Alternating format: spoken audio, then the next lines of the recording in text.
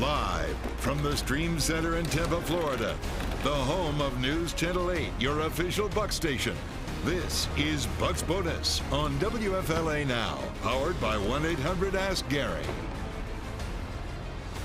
Will the Bucs first-round pick Calijah Kancey finally return to the gridiron, and how much of an impact would he make? Plus, how to stop a hot Detroit Lions team and why this is the best game of the year. We have all of that and more right here, right now on Bucs Bonus. You guys, I am your host, Eileen Atchik, alongside my teammates and Bucs insiders, Dan Lucas.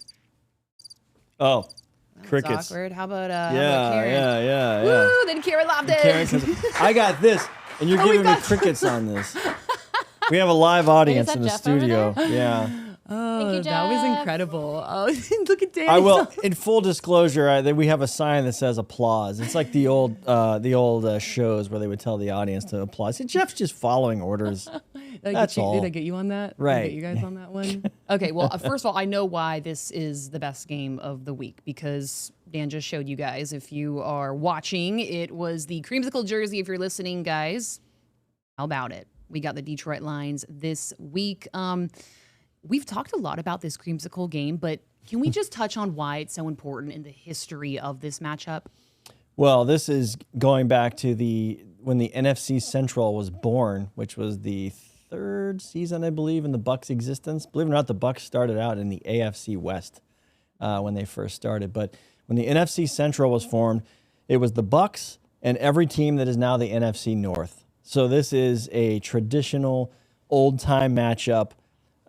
Orange versus Barry Sanders and the Lions helmet, which I love, before they changed it.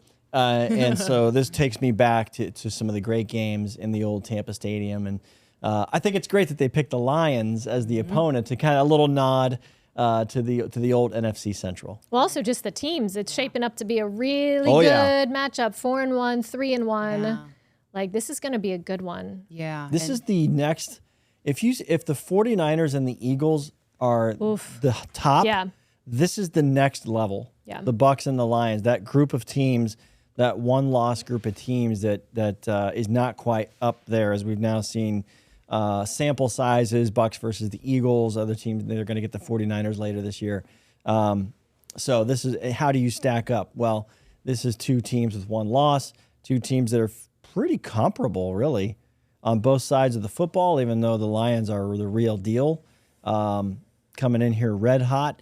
So I think this is a tasty matchup, and you don't need anything else than to know that the kickoff time was switched to accommodate the fact that everyone wants to see it. Yeah, let's not forget that. 4:25. Yes. So we were talking about how the teams are matched up. So this story I'm focusing on, the storyline I'm going with today is the offenses. So you have the Lions, they're scoring nearly 30 points per game, which is fourth in the NFL. Very proficient offense. And then you have the Bucs. They've had some ups, they've had some downs, and they're at 21 points per game, which is 20th in the league. So a couple players spoke about that today, and Baker talked about it. It's like, we like where we are, we're going to make progress, and we're going to have to do the best for where we are.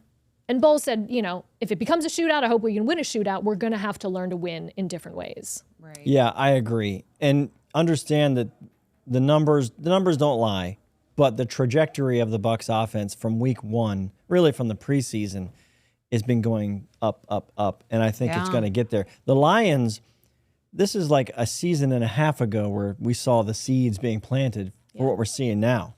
And very effective, a big strike offense when they need it. And I'd like to see the Bucs not only, take time of possession away and that type of thing, and maintain some long possessions, have a big strike as well and get that capability going. I think that goes with the run. Yeah. And as the run game gets better, that offers the opportunities. That's where the Lions are right now. I think these teams are so interesting, right? In terms of how they run their offenses. Like the Lions, the way that they play their game is slow and steady, wins the race, move the chains, keep it simple.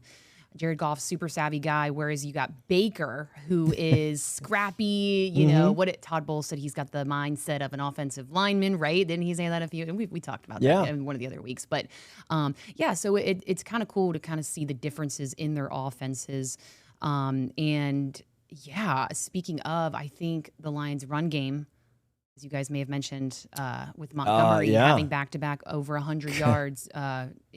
The overall numbers, he's got to be stopped. The overall numbers aren't overwhelming, but the fact that it's the past 2 games that it has just absolutely jumped tells you where their run game's headed and what they believe in.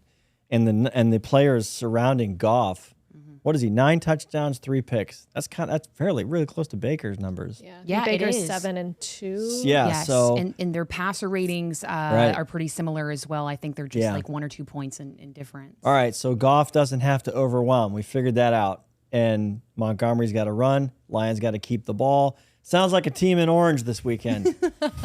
If you ask me. Yeah, and we'll talk about how to stop that run and what the Bucs can do on defense. We'll touch on injuries a little bit right now. Can you imagine Calijah Kancey, Ryan Neal, Servassier Dennis, Jamel Dean all back on the field on Sunday? Picture that. Yeah. I can't imagine it because I have nothing to image. I have no image to draw from.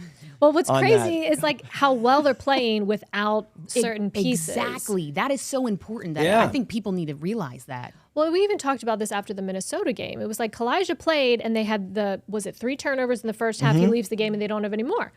We'll just leave that there. I thought, yeah. It wasn't the first play of the season where he got to the backfield, was it? It might have been. And it was early on when you're like, okay. Welcome to the league, Calijah Kancey. Hello. And then when he left the game, I was all doom and gloom after that because I'm a believer of the calf and hamstring world in season.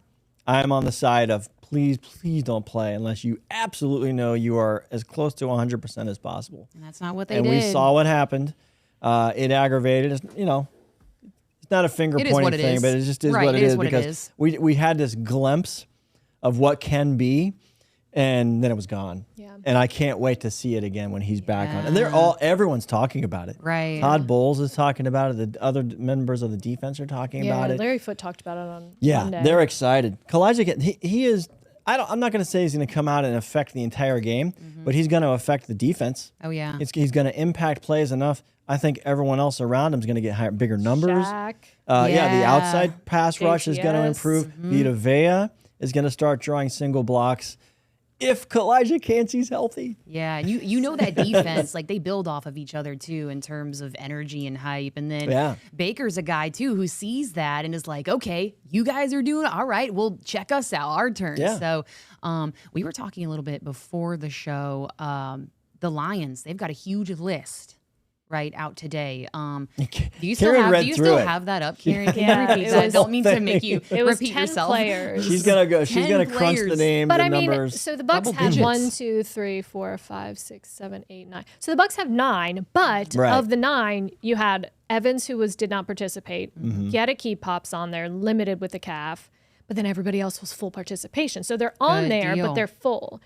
The Lions had 1, 2, 3, 4, 5, 6 DNPs and 2 limited and 2 full. And I think that's a reflection of one team's coming off of its bye week. Bye week. Yes. This is the first, which all of you were mad about, by the way. Yeah. They had to, it was perfect. Because why? Because today's injury report says so.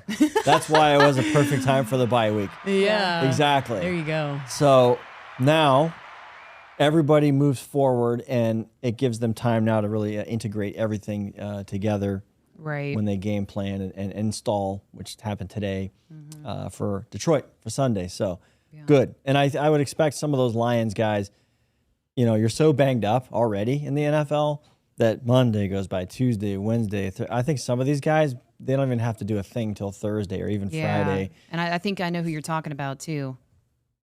Mike Evans. Well, Mike Evans, if I were in charge, and I'm not, I wouldn't have Mike Evans do a thing. Yeah. I would have him running a bit. I would have him, staying loose, get the massage, the treatment he needs.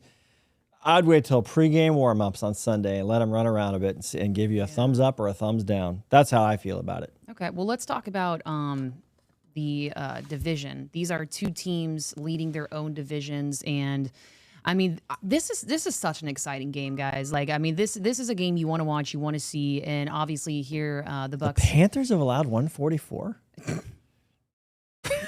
That's not even the topic this week, but I'm 42 to the Lions last week. I am enamored with that number. Yeah. Yikes. Yikes. Moment of silence there. Wow. So, yeah, like you said, Karen, they're coming off. The Lions are coming off a win, but it's to the Panthers. So, okay, cool. I know they beat the Chiefs in week 1, but you didn't have Travis Kelce. Now, that's not to knock the Lions in saying anything like they're a bad team or whatnot, because they're not. They're hot, right? And another storyline that's interesting, too, is they're kind of living up to their offseason hype, whereas the Bucs are the complete opposite. The Bucs had no expectations, and now the Bucs are exceeding those expectations. So that's kind of a cool story there. But I'm hoping that the Bucs get this win. I think they can do it. What do you guys think? I think they got it, especially with all these defensive pieces back. If they're back. Well, I think it's a very winnable game. Absolutely. Yeah. At home. Ford Field, I've been there a few times. And a couple of times I was there, the Bucs dominated the game, and it wasn't really, it was kind of a quiet atmosphere. But typical inside, I hear it's absolutely crazy right now for the Lions, which is fun and awesome to see. So with that, I'm glad that the game's at Ray J. Now, that's true. to go back to the old NFC Central days, back in the day, it was always Detroit, Green Bay, Chicago, Minnesota, with all of its transplants and visitors filling the stadium. I don't know what it's like with the Detroit crowd. I haven't really heard. With Eminem there, it seems pretty lit. I haven't heard of it. No, coming to Ray J. I wonder if Eminem's going to come. The tickets. Do you think he's going to come? Yeah, I Is think. he supposed to? I'll ask him. See if Another moment. Well, let's get him on. Let's get him on the stream. Moment of silence for that non-response. Get him on. My point is, this is going to be a great atmosphere Sunday. Everybody's going to be in the orange. It's going to be festive, and if the team plays up to what the Bucs fans hope, this could be a lot of fun. And I do think this game is going to be back and forth and go down to the very end. So it's going to be awesome for the national audience that's tuning in as well. Yeah. And the thing, one of the other things that we hadn't talked about yet is like points off of turnovers. And the Lions were very good in that department last week, especially. They had 3 takeaways, scored touchdowns off of all of them. So those of you who don't want to do the math, that's 21 points. Thank you. Off of turnovers. I'm one of those. I got you. So I asked Chris Godwin about that. I was like, just knowing that they can cause turnovers and they're going to score off the turnovers, you guys need to sort of, do you feel that pressure to respond? He's like, yeah, well, first of all, he's like, I have confidence in our defense that they're going to get the turnovers. Boom. Right. So I think they're coming from a good place that there's just like so much trust where it's like the defense can get the turnovers and then the offense is finding their groove that they're like, okay, now we're the team that can execute in the red zone and we're going to get 7 also. And the Bucs turnovers are coming a lot of times in the red zone. Yep. And I'm just going off memory. Stingy in the red zone. Well, they're in their wins so far, they've had key takeaways.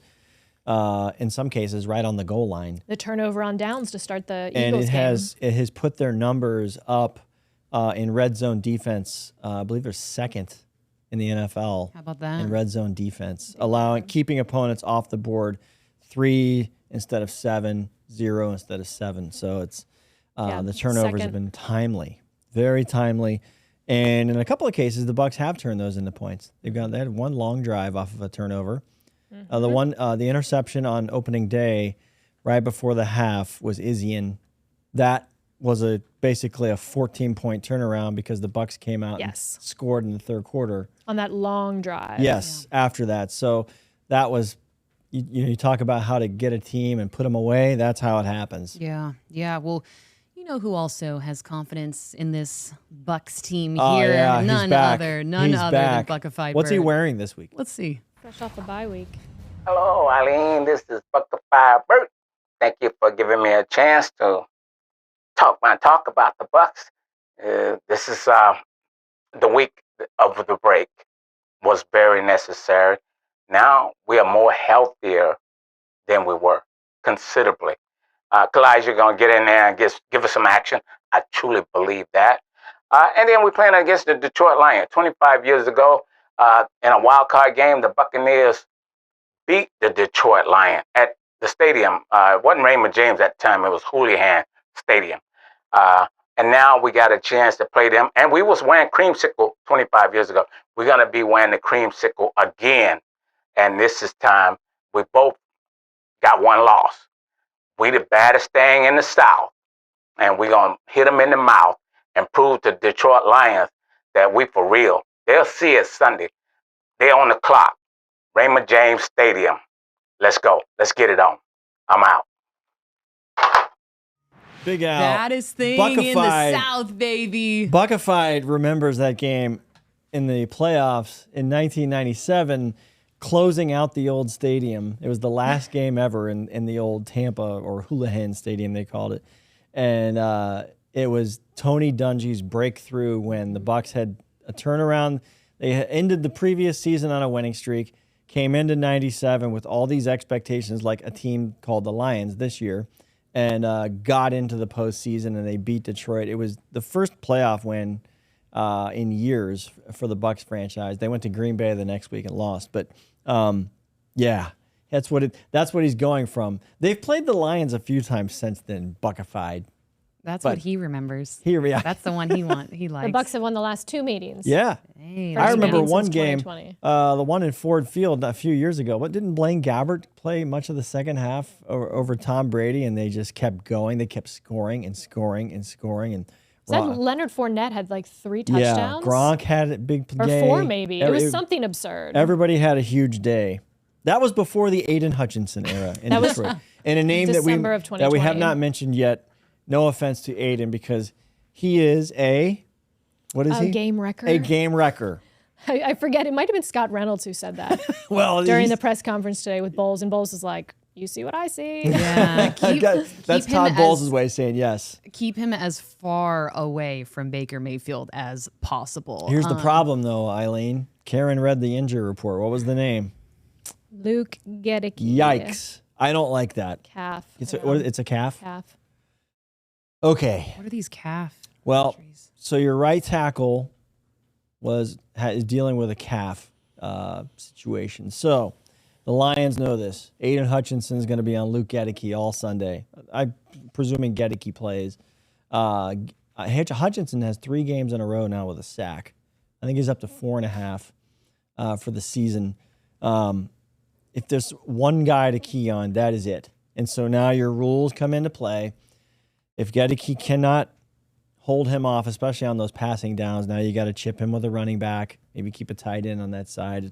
All things the Bucs have considered, of course, but this is the matchup, I think, Gedicke versus Hutchinson. Yeah, I think so too. How about Baker Mayfield, though? He's just absolutely loving Tampa, loving being a part of this team. Our friend Casey Sloan has this article, Baker Mayfield compares playing in Tampa to his college days. I am having fun. Right. Again, you guys can check this out on WFLA.com. That's just so awesome to hear and see. And just, I'm so happy for him. Third party, I'm just so happy for him. I love that this worked out for him and the Bucs. I really do. I just see a guy, and we've talked about him before, he's just relaxed.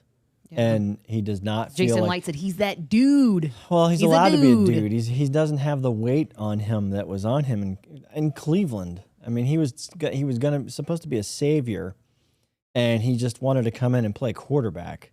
And when things didn't go well, there was no patience. Patience ran out, and hence you have. And he even says, you did all the things in your early part of your career that you wish you could go back and talk to your earlier self. And say, don't do this, don't do that, especially within the game. And he's learned that's that. Life, too. He's a savvy veteran now at this stage, proving himself. Yeah, and he even said today, he was like, the Bucs let me be myself. Mm-hmm. It's like one of the things he really likes about it. He just has found his groove. He has a great rapport with the offensive linemen. We saw him and a couple of the guys out at the Rays game, and he's just loving it. And they named captains today, is that correct? They did. Yeah, he was named a captain. I'll have to look Baker, up. so, I think I have. What does that tell you? Too. I think it's wonderful. Yeah, got to. Yes, I think it's wonderful for Baker. I'm really happy for him, and I think that he continues to stay the course, because I think he's figured out that he really doesn't have to be the guy that makes all the plays. Right. He'll make them when he calculates that risk. Yeah. I still go back to that 3rd and 7 run he made in New Orleans. He went to the left, and got to the first down marker, and the drive ended in a touchdown. Otherwise, it was going to be a punt, and who knows how the game ends up. Yeah. Baker. That's Baker. Mike Evans, Chris Godwin, Tristan Wirfs, and Antoine Winfield Jr., Devin White, Vita Vea, Levante David. Those are your captains. Good. Why do you think they decided to choose captains so late? I would have to think that the quarterback competition had something to do with that, because they usually name their captains right before the opener. Yeah. No, even the quarterback decision was made before the last preseason game. But I think this was all a lot waiting to see how Baker played out. I don't think you can name your captains without Baker Mayfield. Yeah, I think you can say it's silly as you want, the whole captain thing in the NFL. There's a message that's sent when a guy's named a captain or not a captain. Jameis Winston in his last season here was not a captain, and I can't think of anything more telling than something like that. Yeah. Of how you're viewed by your teammates. I don't think who's saying captains are silly. I don't think that's silly at all. Well, there's teams, when they first started doing this NFL captain thing, it was one per position group, and then they expanded it a little bit. So then you had 5 captains. There's teams with 9 and 10 captains now. I just feel like everybody. The Bucs have 8. You're a captain. You're a captain. You're a captain. I'm gonna say like we're how all hockey captains does it. now. We're all captains. I like how hockey does it. You got a captain for life. Yeah. Speaking of hockey, starting off that 1-0, right, guys? Yeah. Good Big deal. win. Big win for the Bolts. Yeah, I love that. Okay. Yes. Well, thank you guys so much for joining us. We're gonna go buy some more creamsicle gear. Hey, come on. Creamsicle hats, gloves. Well, not gloves. We don't need gloves in Florida. I butchered this on live TV. I'm gonna get it straight here. Here it goes. Perfect. There it is. Placements. Beautiful. If you're Yes. listening, guys, he's showing a creamsicle jersey. Number 8. Numero 8. Alrighty, well, we are here every single Wednesday at 4 o'clock on WFLA if you want to catch us live for a hit. If not, check us out on YouTube, Spotify, Apple, all the good things. And we will catch you next week after a Bucs win. I'm thinking 34-31, guys. Whoa! You think the Bucs Boom. kick a field goal to win this? Yes. Wow. Just because I like to spice things up. I think the Bucs defense has a say in this one. All right. I think the Lions score low, and by their standards, I'm going to say 22. So the Bucs win this. Let's say 26-22. Aaron. There you go. Circle back at the end of the week. On that note, we'll catch you guys next week. Thanks for watching.